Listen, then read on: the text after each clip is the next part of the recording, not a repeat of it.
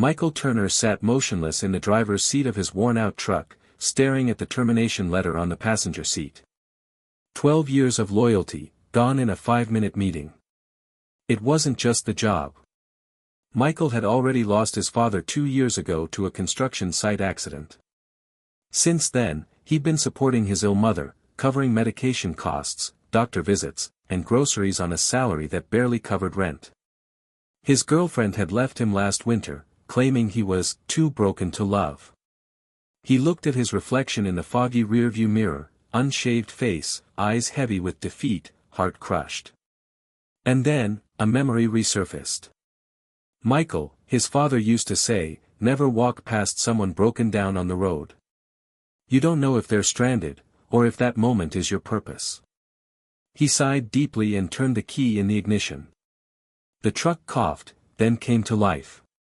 And fate was waiting for him just a few miles ahead.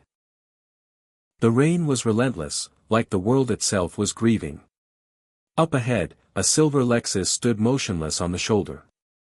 A woman in a soaked coat fought with the hood, visibly shaking. Other drivers passed like she didn't exist. Michael slowed down. That voice in his father's memory echoed again. He pulled over and stepped out into the rain. Need help? He called. The woman turned, startled but relieved.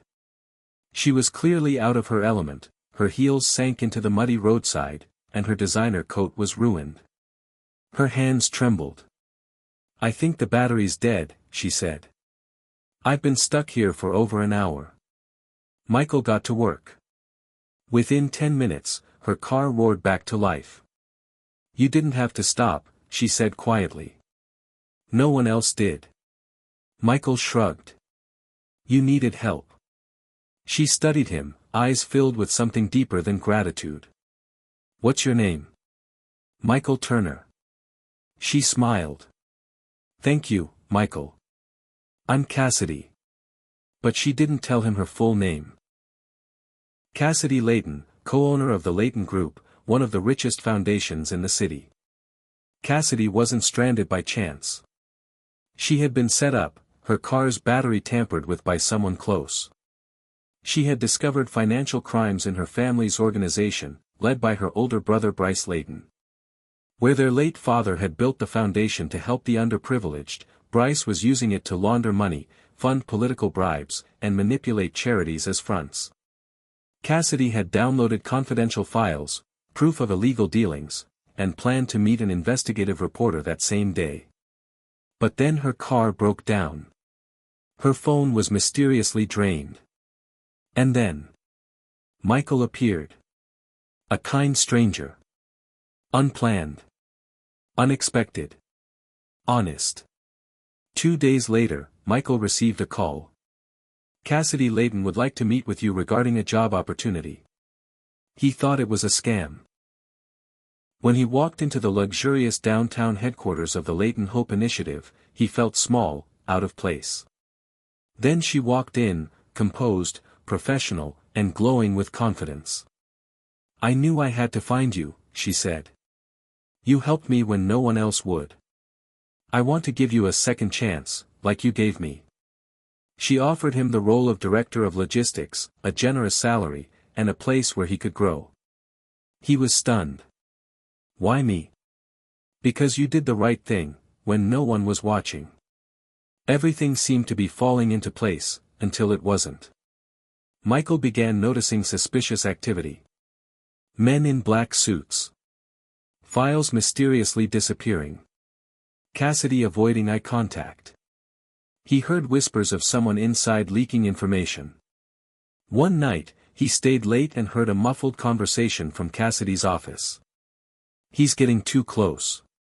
If he finds out what really happened, he'll go to the police. The next morning, Cassidy was missing. Her phone went straight to voicemail. Her apartment was ransacked. No one knew where she had gone. Michael's instincts screamed danger. Then came the anonymous text. She's where she belongs. Stay out of this, hero. Or join her. Michael didn't run. He turned to Victor, the janitor at the foundation, a retired military man who'd taken a liking to him. Victor had seen things. He trusted Michael. Together, they hacked into old CCTV footage and found something shocking. Bryce Layton himself had entered Cassidy's office the night before she disappeared, with a known corporate fixer at his side. Michael used Cassidy's hidden flash drive, which she had secretly given him earlier, saying, "Keep this safe," to reach out to an investigative journalist named Lacey Monroe. The files exposed everything. Fake charities. Embezzled government grants. Bryce's ties to politicians and criminals. And a forged power of attorney used to silence Cassidy. Lacey promised to take it to the authorities. But they needed proof of Cassidy being alive. Michael and Victor traced the GPS on Cassidy's car to a private estate outside the city. Risking everything, they went there at night. Inside, in a locked room, they found Cassidy, frail, drugged, but alive. "Michael," she whispered. "I knew you'd come." They escaped through a storm, and the next day, Michael stood beside her at a press conference as the FBI raided the Layton estate. Bryce Layton was arrested. The media exploded. Cassidy was hailed as a hero. And Michael?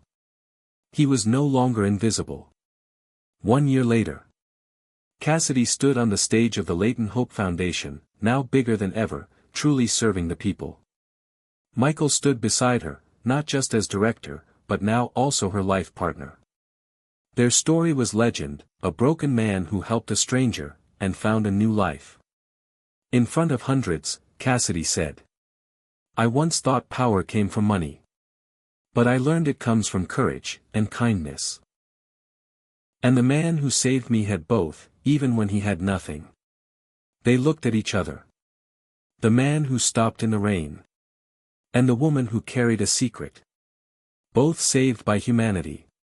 Kindness doesn't need a spotlight, it creates one. And even a single good deed can expose evil, rebuild lives, and change destinies. Absolutely. Here is a long, beautiful, and deeply emotional life lesson drawn from the full story, a message that touches the soul and leaves a lasting impact.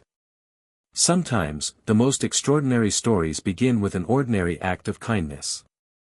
You never know when your selfless gesture, offered without reward, recognition, or expectation, might become the turning point in someone else's life, or your own. Michael was just a man having a bad day. He had lost everything, his job, his peace, his hope. But when he saw a stranger stranded in the cold rain, he didn't hesitate. He didn't ask who she was, what she had, or what she could give him. He simply helped. What he didn't know was that the woman he helped was silently drowning in fear, betrayal, and danger. And that by stopping for her, he wasn't just jump-starting a dead battery, he was reviving a soul who needed to believe that good still existed in the world. In a world so often dominated by selfishness, greed, and silence in the face of injustice, Michael's one act of humanity created ripples. Those ripples became waves that exposed corruption, saved a life, and rebuilt two broken hearts. The truth is, kindness is not weakness. Helping someone isn't a waste of time. Even when life leaves you with nothing, the courage to care makes you rich in ways no money ever could. We never truly know the battles others are silently fighting. But by showing compassion, offering help, or simply standing beside someone when no one else will, we might just become the miracle they didn't know they were waiting for. And in doing so, we find our purpose. We find healing. We find ourselves. Because life has a way of rewarding the quiet heroes. The unseen angels. The ones who help simply because it's the right thing to do. And often, the people we help in their darkest moment, are the very ones destined to light up our lives forever.